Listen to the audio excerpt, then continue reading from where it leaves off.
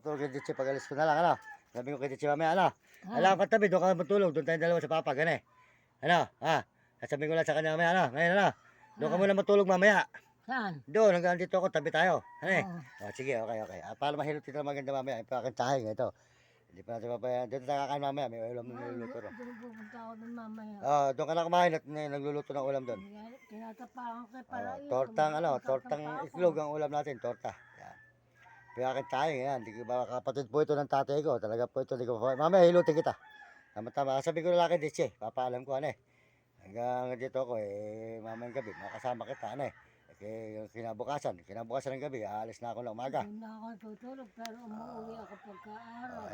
Dito ka lang muna sa akin matulog mamaya at kausapin ko na lang si Diche ngayon. Ne? At sabihin ko kay Diche na doon ko muna ako patutulogin hanggang ako yan dito. Para matusuportahan kita sa kape hanggang kumiyak na tayo. Yung tayo kape kakain. Kakain tayo rin. Makainom ng kape, alang kape. Hindi, mamaya doon. Uminom ko doon mamaya. Bahala sa'yo, may pupunta lang. Dali, ano? Ayan po yung aking mother. Ayan, mabait po yung aking mother nito. Kaya hindi ko mapabayaan to. Kapatid po ito ng aking tatay. Ayan, mga kababayan. Yan po ang aking tsayeng. Tingnan naman po yung bahay niya. Oh.